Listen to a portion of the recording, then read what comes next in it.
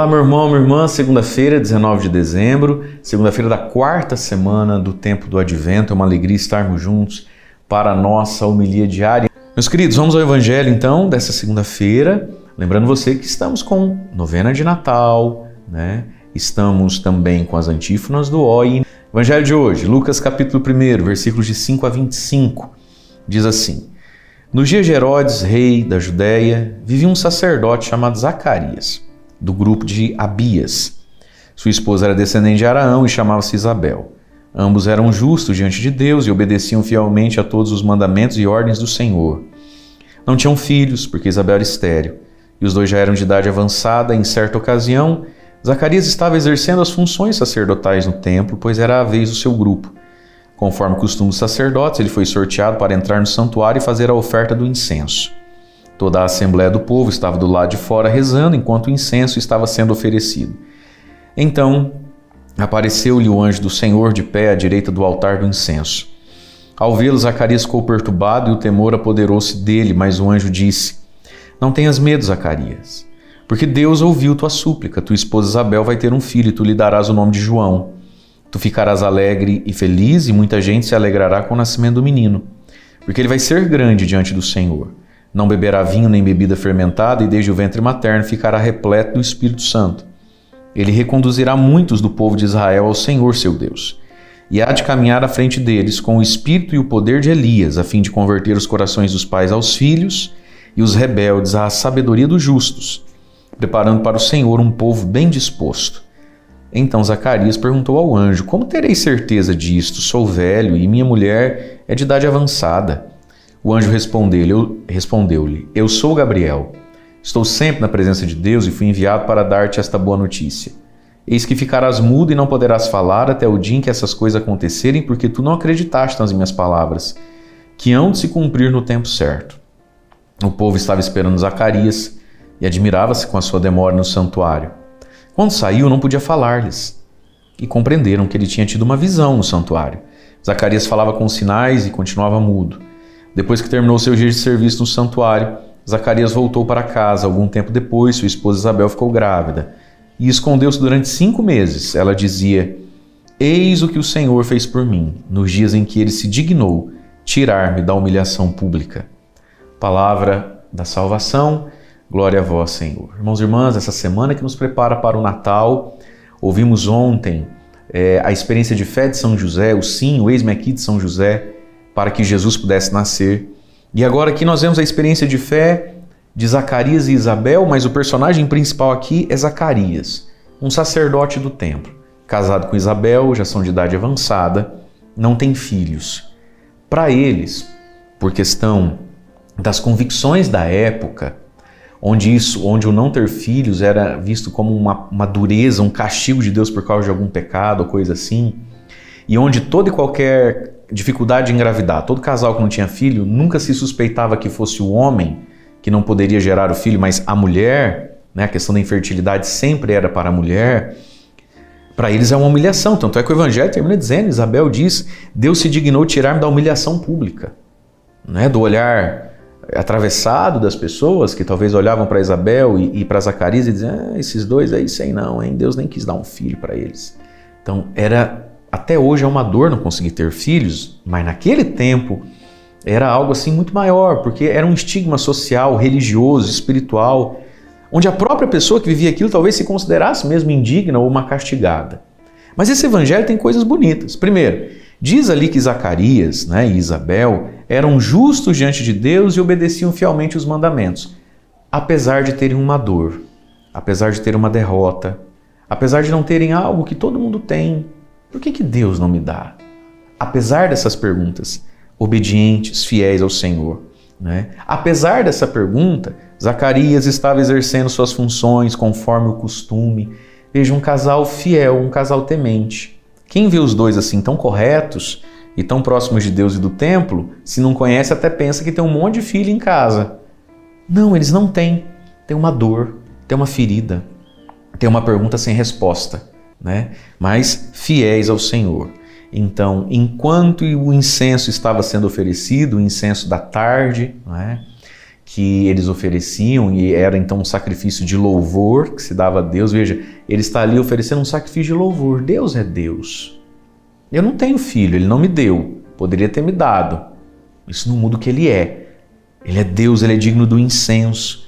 Veja, Zacarias nem suspeitava que finalmente naquele dia, né, ele já nem tinha muita esperança, que ele até meio que duvidou do anjo. O anjo do Senhor aparece e vai então profetizar a resposta, a cura, a bênção, o milagre, né, para ele e para a esposa Isabel, e falar de um menino que vem para preparar um povo bem disposto ao Senhor. O seu nome é João. E aqui tem algo de bonito para a gente pensar, a questão do nome. Quando se nasce, o pai tem que dar o nome ao filho. Então nós vamos vendo na sequência do evangelho que todos queriam dar o nome do menino de João, até porque ele está mudo, né? E Zacarias vai ter que... não queriam dar o nome de João ao menino. Zacarias precisa intervir com uma tabuinha, porque ele está mudo, né? Todos queriam que fosse o Zacarias Júnior ou coisa desse tipo, né? Eles vão dizer, mas não tem ninguém na tua família que se chame João. Mas olha só que interessante. O anjo então vem honrar essa fé, honrar essa espera e dizer que essa resposta, que é esse filho, esse presente que é esse filho, vai se chamar João. E vamos entender isso. O nome Zacarias significa o Senhor se lembrou, o Senhor se recordou. Se esse menino que nasce na velhice se chama Zacarias, seria um nome correto, porque sim, o Senhor se lembrou de mim, o Senhor se recordou, né? Isabel é um nome que significa o meu Deus jurou. Mas João, né, darás o nome de João. João significa o Senhor é gracioso, o Senhor é favorável. Portanto, olha que lindo isso. Esse filho, fruto de uma espera, de uma fé fiel, que é dado a Zacarias. Deus nunca fez isso por Zacarias, mas quando faz, agora também não é só para o Zacarias. Zacarias, não coloque o nome do seu menino de Zacarias. Ele não é só para você dizer o Senhor se lembrou de mim, o Senhor se recordou. Ele também não é só a resposta a Isabel, o meu Deus jurou. Ele é porque Deus lembrou, porque Deus jurou, mas ele é para todo o povo. O Senhor é favorável. Portanto, Deus quando age na nossa vida, Deus quando nos concede algo, não é só para nós, é para a gente ampliar o nosso dom. No nome que ele vai dar ao filho já tem uma profunda generosidade de abrir mão do filho, de profetizar o filho como precursor. Portanto, que João também seja o nome de cada um de nós, né? Deus é favorável. Sejamos nós visibilidade de um Deus que é favorável e que nos concede o grande favor, através da fé de tantos homens e mulheres que vão construindo a fé ao longo de séculos, milênios. Sejamos nós também um João, para que através de nós, nosso Deus seja favorável, não somente a nós, mas àqueles que fazem parte da nossa vida. Deus abençoe você. Em nome do Pai, do Filho e do Espírito Santo. Amém.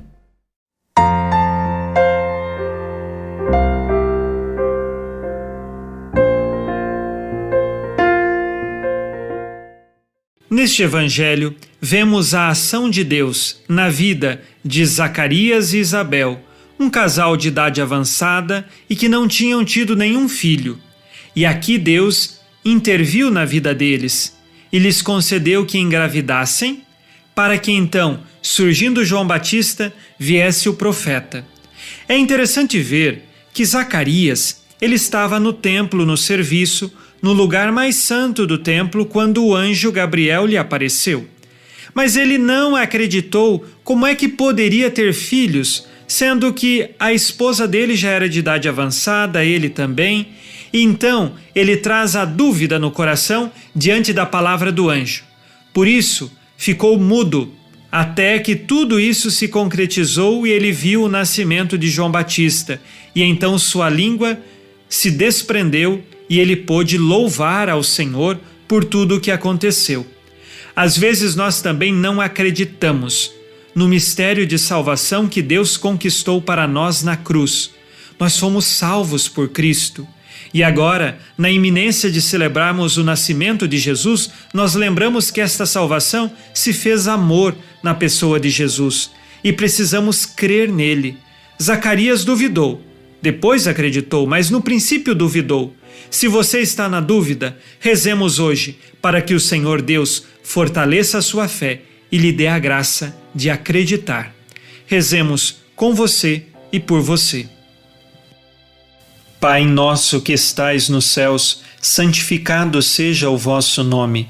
Venha a nós o vosso reino, seja feita a vossa vontade, assim na terra como no céu.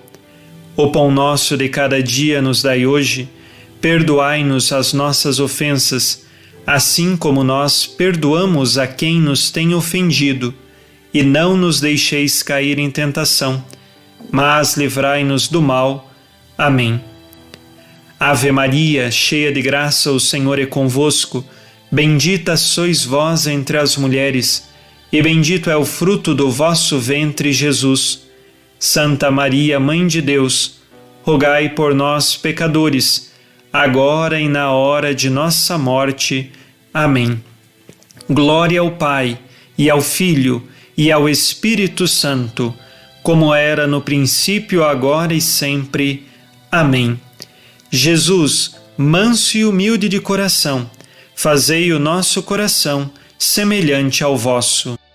O Senhor esteja convosco, Ele está no meio de nós. A nossa proteção está no nome do Senhor, que fez o céu e a terra.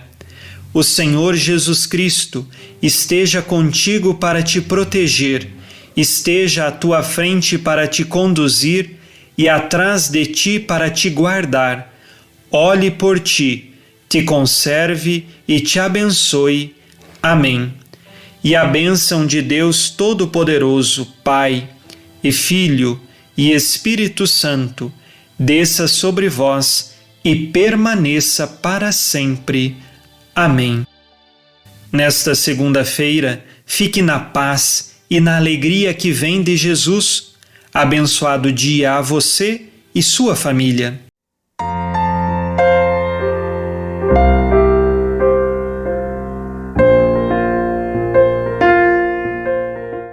Em nome do Pai, do Filho e do Espírito Santo. Amém. Meus queridos irmãos, continuamos a nossa preparação para o Natal. Podemos imaginar e misticamente acompanhar a Virgem Maria que, junto com São José, se encaminha para Belém, a cidade de Davi. E a antífona do Ó, a grande antífona de hoje, nos fala da raiz de Jessé. Ela diz assim: ó raiz de Jessé, ó estandarte levantado em sinal para as nações, ante vós se calarão os reis da terra, e as nações implorarão misericórdia. Vinde salvar-nos, libertai-nos, sem demora. Bom, em primeiro lugar, a raiz de Jessé. O que quer dizer isso? Jessé era o pai de Davi, descendente de Ruth, um belemita, um habitante de Belém, e por isso Belém é a cidade de Davi. São José, descendente de Davi, junto com a Virgem Maria, se aproximam da cidade de Davi para o recenseamento. Eles estão a caminho de cumprir a profecia que foi pronunciada há tantos séculos, que brotará um ramo da raiz de Jessé, um virgulto, uma cepa, um ramo. E exatamente essa ideia de um ramo que é levantado como estandarte, que nos fala essa antífona, ou seja, a raiz de Jessé, o estandarte levantado em sinal para as nações. O que é um estandarte? Nós não estamos acostumados com a guerra. Davi, o rei Davi, era um grande capitão de guerra, mas se nós temos uma guerra, os nossos soldados precisam saber em que direção eles vão caminhar, saber aonde eles devem se congregar e como lutar. No meio da confusão da guerra, no meio da confusão dos homens se debatendo uns contra os outros, nós não sabemos em que direção. Levanta-se um estandarte. Um estandarte como luzeiro para dizer onde está o bem, onde está a causa pela qual nós lutamos, onde está a direção para a qual nós devemos ir. É Jesus. Jesus é o estandarte que se levanta. É o Cristo que se levanta como um sinal. E quando ele se levanta, ele, aquele pobre menino nas faixas de uma manjedoura, naquela pobreza, naquela miséria, diante desse menino se calarão os reis da terra. No latim original, os reis da terra irão conter a sua boca e, em contrapartida, os povos, ou seja, os pobres, irão clamar, irão pedir. Isso quer dizer que cessa o poder humano e os pobres os mais desvalidos, irão se voltar para aquele estandarte com grande esperança, esperança de salvação. E é isso que nós fazemos nesta antífona. É esta oração que nós, então, fazemos dizendo, sim, vinde salvar-nos, libertai-nos sem demora, neste combate com a maldade, nesse combate com a morte, nesse combate com a miséria, nesse combate contra Satanás, nós precisamos de um estandarte que nos mostre o caminho, mas não somente isso. Precisamos da graça de Deus, precisamos da sua força e do seu poder que nos ajude nesta luta, nesta labuta. Sim, o Cristo que nasce é o príncipe da paz, mas não é uma paz sem luta, é uma paz conquistada. É uma paz conquistada porque nós deveremos caminhar sobre os cadáveres de nossos pecados e de nossa miséria. E somente quando o último pecado estiver destruído dentro de nós, é que nós, então, poderemos nos voltar para festejar o triunfo e a vitória daquele que, raiz de Jessé, ele, verdadeiramente, nosso Salvador, poderá triunfar dentro de nós. Aí sim, os reis, que são o poder do nosso pecado, se calarão. E a plebe, os povos, se voltarão para Ele com confiança. Deus abençoe você. Em nome do Pai, e do Filho e do Espírito Santo. Amém.